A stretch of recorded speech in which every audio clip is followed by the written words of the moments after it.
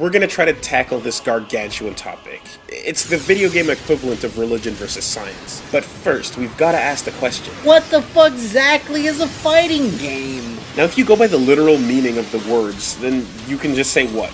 Any conflict-based entertainment. But that does nothing for no one. So let's get real. Really real. Really Thesis statement. You can't make a list of rules on what makes a fighter a fighter. You can only judge a game on its fighting gaming. Totally not the best word, but we don't have to explain its meaning. We get it, and that's all we can really ask. Now, let's say we compared Street Fighter 2 to Smash Bros. Melee. We can look at them side by side and point out similarities, but many of these would be traits that were not inherent to fighters exclusively.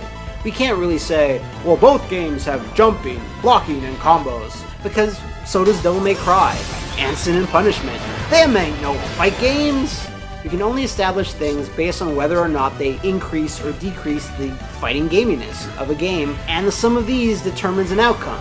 Here's one such statement. Fighting games usually have the players exclusively focused on each other, and not the stage, environment, or any nearby power-ups. This basically means that the two fighting mans are circling around each other, no shit's given to anything else. The camera and movement and controls are all constantly adjusting themselves to better reflect this, instead of letting you turn your back to the opponent, or just wandering off into the background, leaving everyone confused and disoriented. There are, however, a lot of good fighters that do let you turn your back, and do give you some leeway to move around. But the most established fighters follow the same rules. This doesn't take away from fighters that do allow it, like Bushido Blade or Naruto Hero. But if you took away one of the players, a random spectator might just confuse the gameplay for an adventure game or a platformer. Points like this can only be a single tile in the grand mosaic. Because hey, really? Show me a list of hard, genre-defining rules, and I will totally show you a legit fighter that breaks that list hard. One of humanity's greatest superpowers is our ability to categorize information. We can do so based on common denominators and things that scream out at us. C-drives, /animals, /dogs, /puggles. But when we approach the edge of the container, we look and we see that there's no walls, really. There's just more like a fog of war. It grows increasingly thick as you go further in. What I'm basically trying to say is, Mega Man 7 had a versus mode, sure, but is that a fighter? Doesn't seem like it? Well then, how about Rockman the Power Battles? No? Okay, well then what are you gonna say about Peacock versus Peacock in Skullgirls? This is the reason that people question whether the Smash Bros. Games are fighters at all.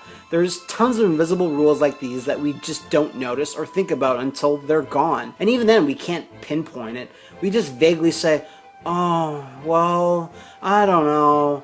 It just doesn't feel like a fighting game to me. IMHO! Likewise, the number of players in the game is also a common expectation. 2 players feels the most fighting gamey. And are there 4-player fighters? Sure are. If not, Power Stone 1 would qualify, but Power Stone 2 would not. Are there 8-player fighting games though? If there are, their fighting gaminess would feel significantly lower as a result. So what are we trying to get at here? A sensible analysis of points for and against Smash Bros. Inclusion in the fighting game pantheon. On the left, we've got the points against Smash Bros. As a legit fighter. On the right, we've got the points for it. First off, in the not a fighter column is the obvious. A plethora of items that appear at random, greatly hindering raw player skill from determining the outcome. When super attacks were eventually included, even they came in the form of items.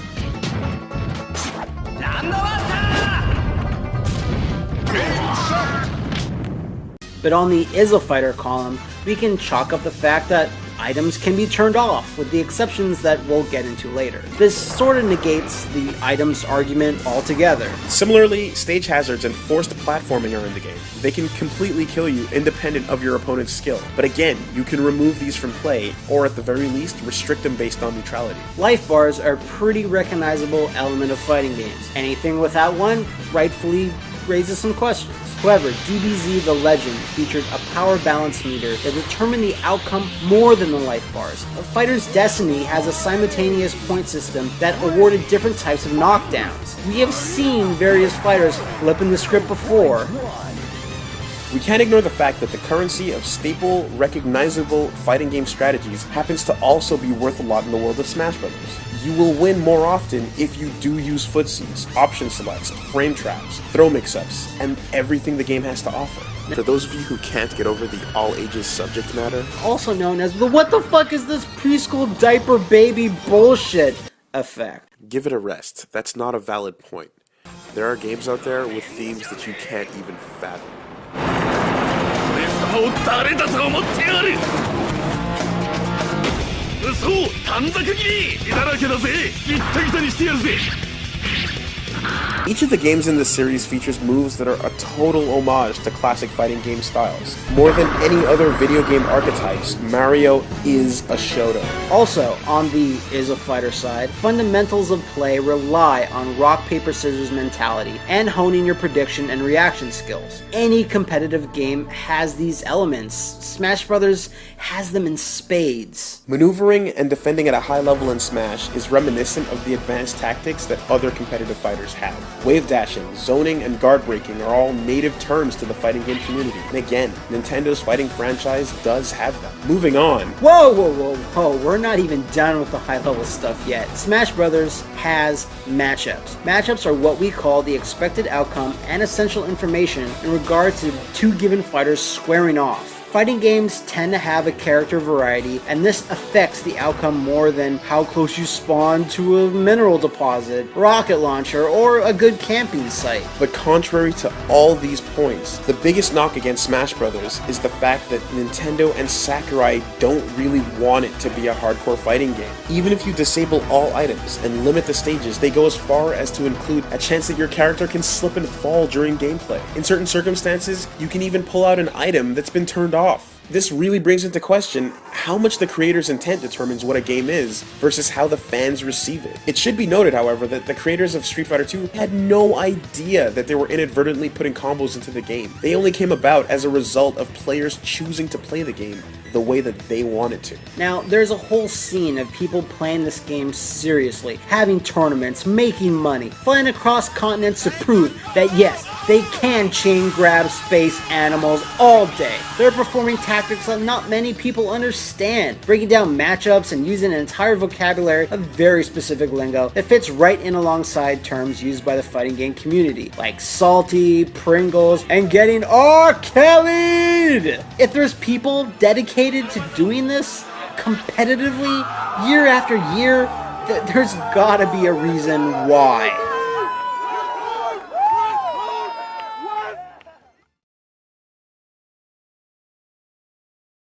Hello, I'm Chester. Hi, I'm Kage the Warrior. Now, as long-lasting members from the Smash community, we would like to thank Fighterpedia for talking about the Smash Bros. Series.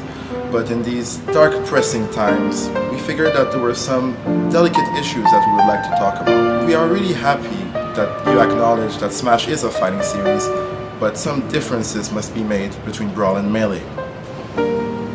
Brawl destroys families. Few people will forget the dark day Brawl entered their lives. It just didn't live up to the legacy of Melee. People living with Brawl addiction may suffer from the following symptoms: lack of hit stun, Loss of balance, reduced combo creativity, simple-mindedness, post-traumatic Meta Knight dizziness, overwhelming fraudulence, lack of Zubaz. boredom, and more. But you can help put a stop to this. Contact your local Nintendo congressman and tell them that you will not stand for this travesty in your community. If you need help organizing an intervention for your friends, contact us. We have a team of trained experts with modded Wiis ready at your disposal. Now, while we acknowledge that it is an amazing thing to have Solid Snake in a fighting game, if you must use Brawl, do so in moderation.